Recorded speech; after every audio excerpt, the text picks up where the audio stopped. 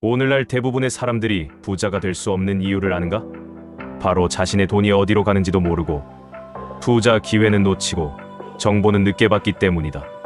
하지만 이제 그런 시대는 끝났다. 워렌 버핏은 이렇게 말했다. 리스크는 자신이 무엇을 하는지 모르는 데서 온다. 바로 이것이다. 정보와 시스템을 갖춘 사람과 그렇지 않은 사람 사이의 격차는 점점 벌어지고 있다. 그리고 오늘 소개할 5가지 앱은 그 격차를 좁히는 강력한 도구가 될 것이다. 지금 여러분의 핸드폰 안에는 게임 앱, 소셜미디어 앱은 수십 개가 있을 것이다. 하지만 부를 만들어주는 진짜 도구는 몇 개나 있는가?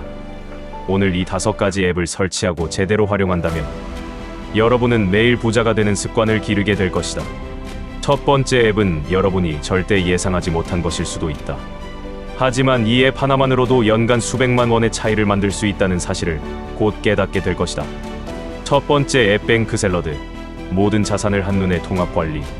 부자가 되는 첫 번째 조건은 바로 내가 얼마를 가지고 있는지 정확히 아는 것이다. 놀랍게도 대부분의 사람들은 자신의 전체 자산을 정확히 모른다. 은행 계좌 하나, 카드 사용 내역 하나, 투자 계좌 하나, 각각 따로 관리하다 보니 전체 그림이 보이지 않는다.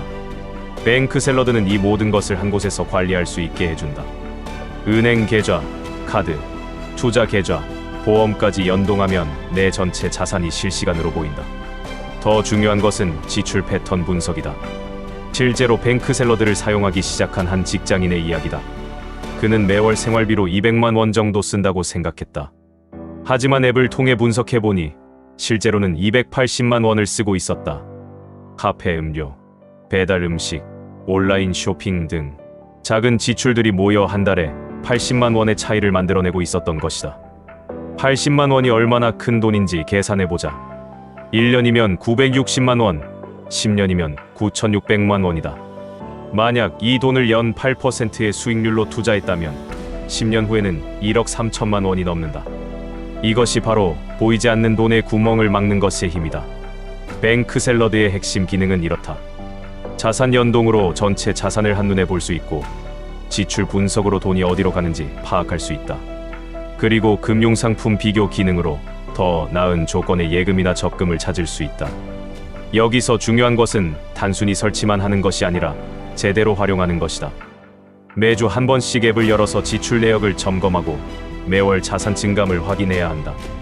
이 간단한 습관이 여러분의 재정 상태를 완전히 바꿔놓을 것이다. 두 번째 앱 한국투자증권 MTS, 투자의 시작점. 두 번째 앱은 투자의 필수 도구다. 하지만 여기서 중요한 것은 어떤 증권 앱을 선택하느냐가 아니라 투자를 시작하는 것 자체다. 한국투자증권 MTS를 추천하는 이유는 국내 최대 증권사 중 하나로 안정성이 높고 해외 주식 투자도 쉽게 할 수 있기 때문이다. 여기서 잠깐, 투자가 무서워서 시작하지 못하는 분들이 있을 것이다. 하지만 생각해보라. 인플레이션이 매년 3%씩 진행된다면 예금으로만 돈을 관리하는 것은 사실상 매년 돈을 잃는 것과 같다. 벤저민 프랭클린의 명언을 기억하자. 돈에 투자하는 것은 지식에 투자하는 것이고 지식에 투자하는 것은 최고의 이자를 가져다 준다. 투자는 단순히 돈을 불리는 것이 아니라 경제를 이해하고 미래를 준비하는 과정이다. 한국투자증권 MTS의 핵심 기능은 이렇다. 국내 주식은 물론 미국 주식, ETF까지 한 번에 거래할 수 있다. 특히 미국 주식 투자는 이제 필수가 되었다. 애플, 마이크로소프트, 테슬라 같은 글로벌 기업들의 성장에 참여할 수 있는 기회를 놓치지 마라. 실제 사례를 들어보자. 2020년 코로나19가 시작될 때 많은 사람들이 두려워했다. 하지만 그때 테슬라 주식에 100만 원을 투자한 사람은 2021년 말에 1,000만 원이 넘는 수익을 얻었다. 물론 모든 투자가 이렇게 성공하는 것은 아니다. 하지만 시작하지 않으면 기회 자체가 없다. 투자를 시작할 때는 무작정 큰 돈을 투자하지 마라. 먼저 모의 투자로 연습하고 소액으로 시작해서 경험을 쌓아가라. 그리고 절대 잃으면 안 되는 돈은 투자하지 마라. 투자는 마라톤이지 단거리 달리기가 아니다. 세 번째 앱 업비트, 디지털 자산의 세계. 세 번째 앱은 논란이 있을 수 있지만 현실적으로 무시할 수 없는 디지털 자산 투자 도구다. 업비트는 국내 최대 암호화폐 거래소이며 이제 디지털 자산은 새로운 투자 영역으로 자리 잡았다. 여기서 중요한 것은 암호화폐 투자를 권장하는 것이 아니라 변화하는 금융 환경에 대비하는 것이다. 전 세계적으로 디지털 자산에 대한 관심이 높아지고 있고 많은 기관들이 비트코인을 포트폴리오에 포함시키고 있다. 하지만 여기서 경고하고 싶은 것은 절대 무리하지 말라는 것이다. 디지털 자산은 변동성이 극도로 높다. 하루에 20%, 30% 오르내리는 것이 일상이다. 따라서 전체 자산의 5% 이하의 소액만 투자하라. 이것은 투자가 아니라 미래에 대한 보험이라고 생각하라. JP모건의 CEO 제이미 다이먼도 처음에는 비트코인을 사기라고 했지만 이제는 JP모건에서 암호화폐 관련 서비스를 제공하고 있다. 이것이 바로 변화하는 금융 환경의 현실이다. 업비트를 사용할 때 주의할 점은 이렇다. 감정에 휘둘리지 마라. 급등할 때 FOMO의 Fear of Missing Out, 놓칠 수 있다는 두려움에 빠져 무리하게 투자하고 급락할 때 패닉에 빠져 손절하는 것이 가장 큰 실수다. 디지털 자산 투자의 핵심은 장기적 관점을 갖는 것이다. 기술의 발전과 시장의 성숙을 기다리며 소액을 꾸준히 투자하는 것이 현명한 접근법이다. 네 번째 앱 네이버 부동산 투자의 나침반. 네 번째 앱은 부동산 투자를 위한 필수 도구다. 부동산은 여전히 한국인들의 주요 투자 수단이고 올바른 정보 없이는 성공할 수 없는 영역이다. 네이버 부동산의 장점은 실시간 매물 정보는 물론 지역별 시세 동향, 전월세 가격, 심지어 학군 정보까지 한 번에 볼 수 있다는 것이다. 더 중요한 것은 실거래가 정보다. 실제로 거래된 가격을 보면 시장의 진짜 흐름을 파악할 수 있다. 실제 사례를 들어보자. 한 직장인이 전세로 살던 아파트를 매입하려고 했다.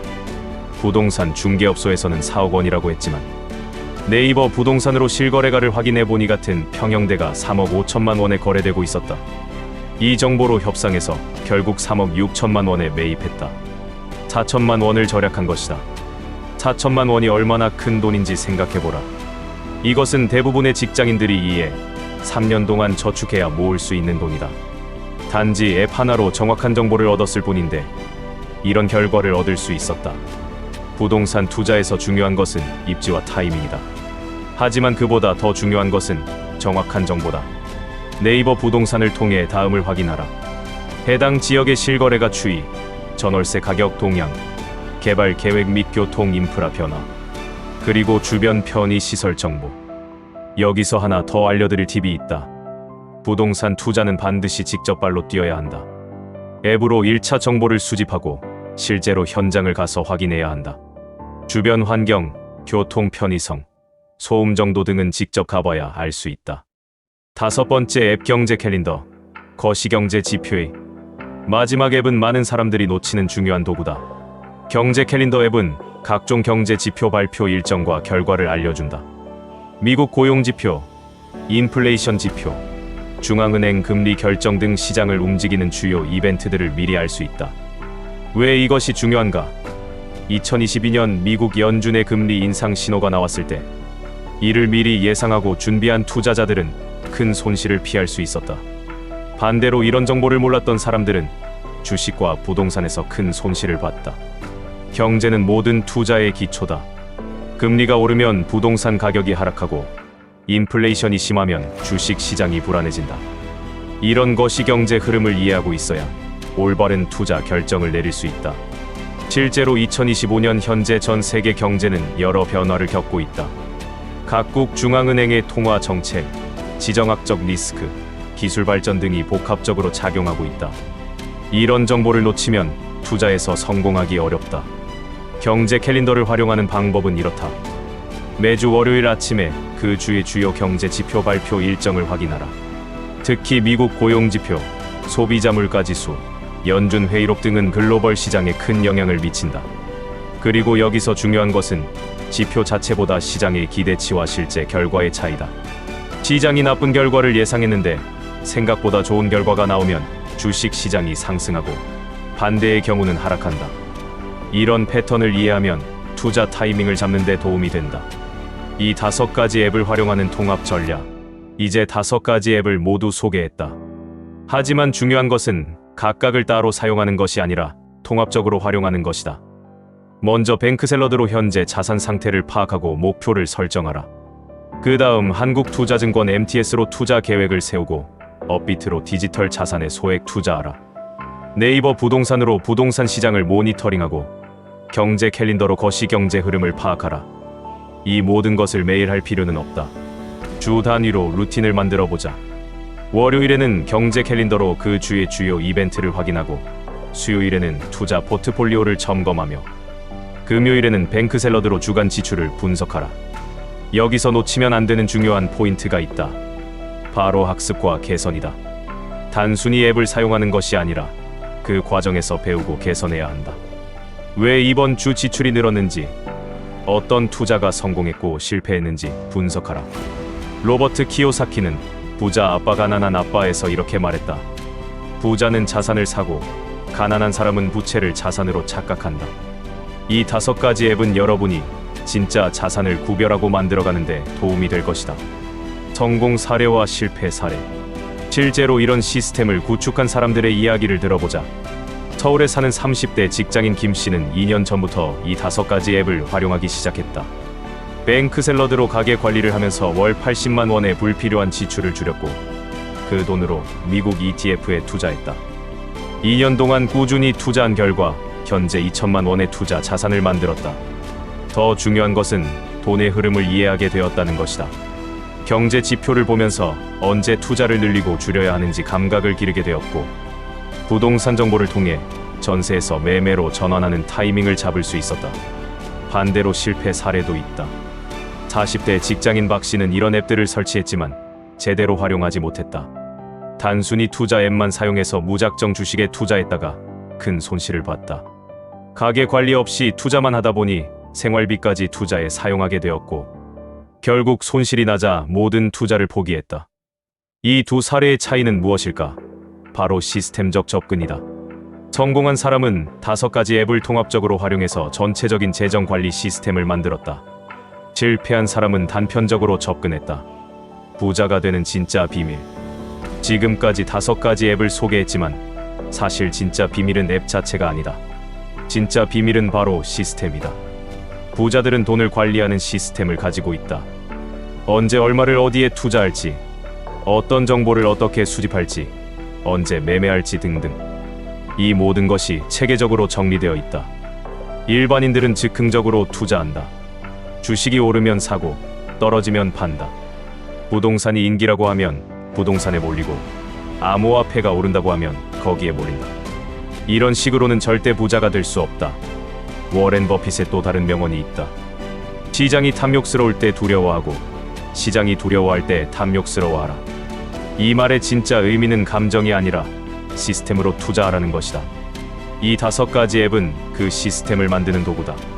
뱅크샐러드로 기초를 다지고, 투자 앱으로 자산을 늘리고, 부동산 앱으로 안정성을 확보하고, 경제 캘린더로 타이밍을 잡는 것이다. 당장 시작하는 방법. 이론은 충분하다. 이제 실행이 중요하다. 지금 당장 할 수 있는 것부터 시작하자. 오늘 이 5가지 앱을 모두 설치하라. 그리고 뱅크샐러드의 계좌를 연동해서 현재 자산 상태를 파악하라. 이것만으로도 큰 변화의 시작이다. 내일부터는 매일 5분씩 이 앱들을 확인하는 습관을 만들어라. 아침에 일어나서 스마트폰으로 게임을 하거나 SNS를 보는 대신 이 5가지 앱을 확인하라.